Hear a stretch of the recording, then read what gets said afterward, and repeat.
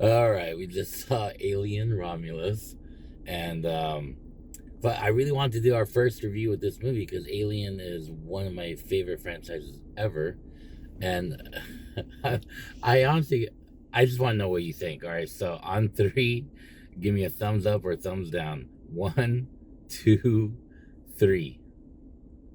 I liked it, man. I liked it. My opinion changed about, I don't know, halfway through from like meh, neutral to like, all right, I'm getting into this. Um, whatever they've been doing with like slashers and horror, like famous horror franchises lately, they've really been trying to bring like the original essence of like what made the franchise so lovable in the first place, and just modernize it a little bit and add some like new tropes here and there, and they don't manage to feel like super cheesy like whatever they've been doing. The same thing with like Halloween 2018 and that one Child's Play.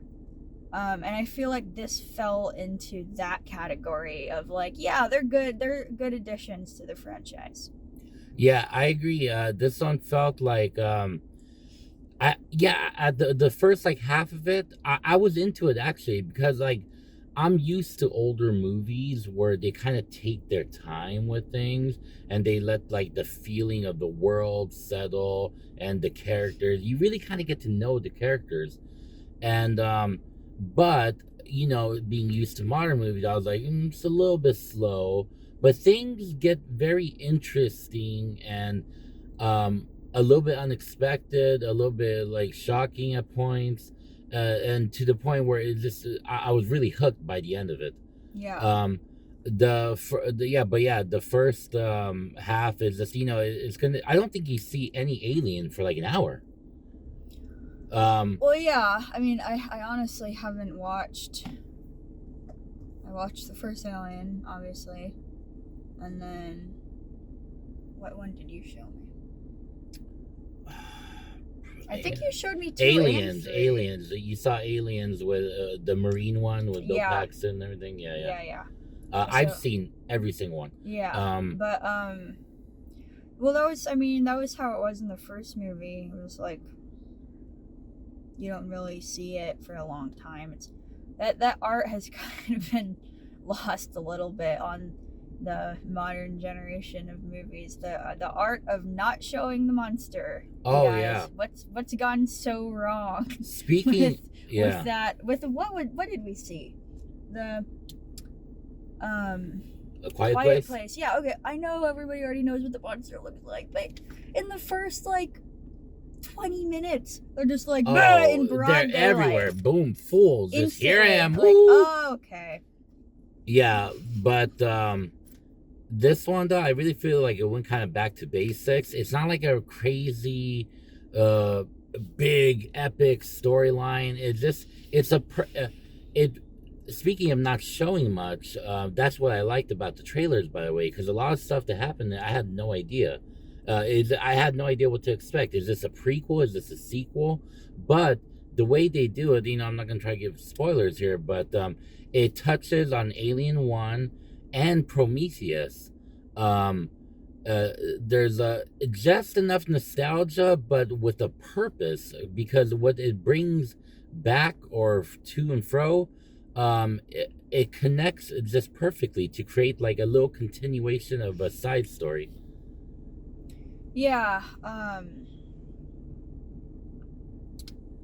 forgot what I was gonna say. Wait, we're not doing spoilers? You didn't tell me Go that. ahead, do spoiler, but just spoiler warning. Okay. Spoiler warning. Official spoiler warning. Um, I okay, at first when they did the baby thing, I was like, this could go really good or really bad. And I kind of felt like maybe the time had passed a little bit to do that, and maybe it felt a little what the No, fuck? go ahead. Maybe it felt a little shoved in there for lack of better term. But It sold me on it. I liked it. That monster design was fucking crazy. I'm not. It was Yeah. creepy as hell. And I can't believe they haven't done that before. They haven't done that before? Well, they kind of have in Alien 3. But this is different because it's the blood of the engineer, the pure human form. Oh, okay. The engineer is what created the xenomorphs, yeah. and it's like a superhuman. Yeah, okay, I remember that now. So yeah, obviously major spoiler here, but you're not dealing with just regular face huggers and xenomorphs here. There is something new introduced, and it might be similar, but when I first seen that thing, I was legitimately creeped out. I was like, oh shit. I like the design, and it felt almost like oh, maybe this is the expressions that the xenomorphs would be making if they had faces. Yeah, because exactly. they are very intelligent, and Yeah. it's just giving it a human face to emote with now. It's the alien hardware, no, alien software on human hardware. Yeah, because it has much more room for expression. So you see, and you're like, oh, that's probably what the xenomorph is thinking Kind of and thinking. feeling. Like a little sadistic, a little smart, getting the lust like out of like hunting. You know what I mean? Like that's what you feel with this motherfucker. Yeah, just super feral and just You crazy. should watch a few more probably to tie it all together, but yeah. But I didn't even watch the trailer, so I went into this knowing absolutely nothing. Well, I watched the trailer, but they give zero away in the trailer. That's good. That's good. That I knew nothing. They did an amazing job with that. I love the effects. They're like practical. I'm assuming they use a lot of practical. I know they did like a robotic, like little RC face hugger, but they did a really good job just setting the world, the griminess of the look of the trilogy. But it doesn't feel like some like Hollywood nostalgia trip. It honestly feels kind of like a continuation of the series. Yeah, it feels like it opened the door for a lot more to happen if they're responsible with it. If they're responsible with it. If they're responsible with it. But they kept it simple, and that's very good, because when you keep it simple and just introduce a little bit more to expand the universe, then that's always the best. Just let our imagination do the work. Just give us little things and we'll fill in the gaps. Yeah. One thing I was very what were you gonna say? I was concerned about the direction it might have been going, because again, I didn't see the trailer, and it's like, okay, we got a bunch of kids, and that's exactly what I was gonna talk about next. Yeah, I don't I don't mind a slow burn at all, but the slow burn that I saw taking place was something that was going in the direction of like I don't know, a shittier version of it. Like, oh, are we just gonna get like 80s core in space? Oh yeah. But it didn't go that. It changed course, and I didn't know it was gonna be so creepy. So that really helped bump it up a few points. Yeah. Speaking of the kids, I was not that excited when I first heard about and saw this movie because of the kids. I was like, oh man, we're gonna have a group of Disney boppers. You know what I mean? I thought it was gonna be like a group of like little woke Disney kids or something. Yeah. And it was gonna be that whole vibe.